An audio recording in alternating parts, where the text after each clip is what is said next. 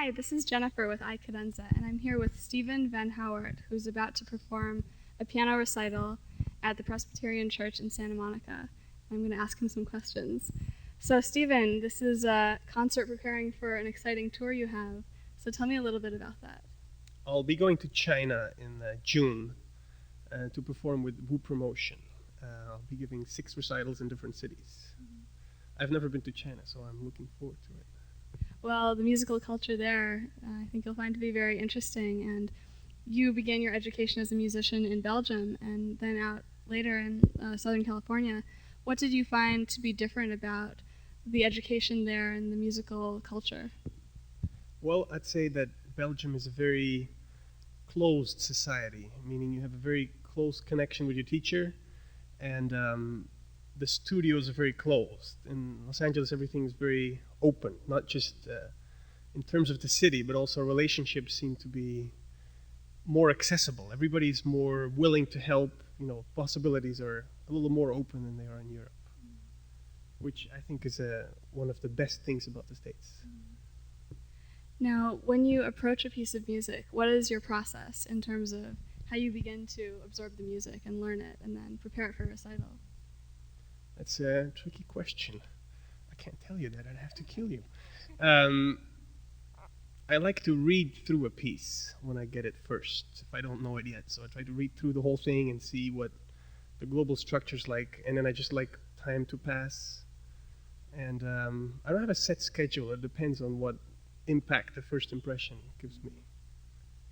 And I also know you're a very cultured person in general, and I was wondering if you find that different genres of arts feed into your music and how you present that and how you process it yourself. Well, I'd like to think that for an artist, to be a true artist, I think growth is essential. So you have to keep feeding yourself and your vision with things surrounding you, everyday life. I can't say I'm influenced by paintings or by sculptures very much, but like people, relationships, or nature, or just time, something that passes. Usually conflicts help. Bad periods tend to really stimulate me, which is unfortunate. Well, hopefully good ones will stimulate you as well. So tell me about the program you're playing tonight. Tonight I'll be playing the program I'll be playing in China as well.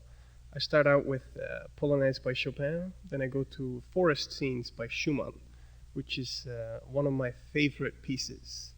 I think it's one of the last pieces he wrote for piano solo all the way at the end of his life. And I think he's at his best when he writes cyclical works of a collection of short character pieces. And I finished the first half with Preludes of Debussy, and then we have a Schubert sonata, the small A major, and Lieberman Gargoyles.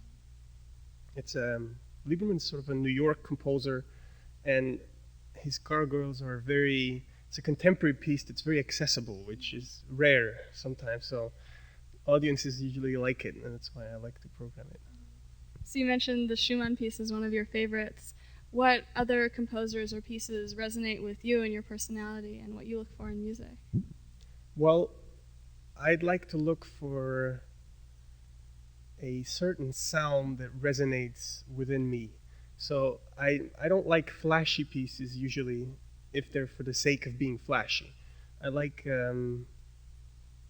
Brahms, I like Schumann, I like Debussy. I like almost everything, but it has to resonate with me in a certain way. There's a certain pieces I won't play, certain pieces I would like to play. It depends by the day, but I can't really explain that question very hard. It has to resonate. If it doesn't resonate, I generally don't perform it.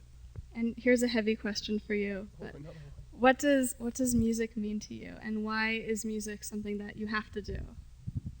Okay. I hear a lot of pianists say that they play music because they want to share something or because they want to do it for the audience. I'm more egocentric. I just play because I like to play. And I like the way it makes me feel. And it's good when people are listening because it actually helps me get deeper into the music. One can sense when an audience is really grasped, and it sort of, when there's more people listening, it sort of helps the focus of the pianist to go deeper.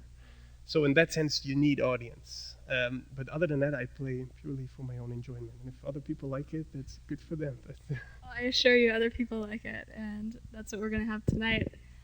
So what else is next for you besides this tour to China? I have a summer festival coming up in Mammoth. Lots of chamber music. I think we have 9 concerts in 20 days, which is a little bit too much.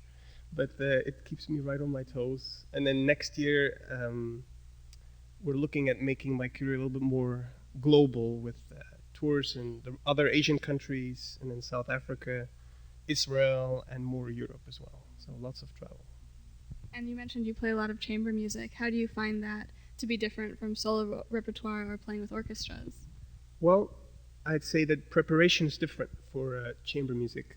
Usually you don't have to play by heart, which means that you can play something quicker than you would if it's a solo piece. If you have a solo program that's entirely new, you really need to live with it and has to sit really well before you can perform it. With chamber music pieces, sonatas or trios or quartets, usually you just prepare your part, everybody does it, and the fact that there's more people involved makes it lift off quicker, and I like that about chamber music. And you get to play with all people with different personalities, and it's very interesting to see how there's always some fight and some intrigue, and so it's not only musical conversation, usually it's also interpersonal. That's what I like about it. Well, wonderful. Well, I'm so excited to hear you perform tonight, and all the best to you, especially on this tour. Thank you very much.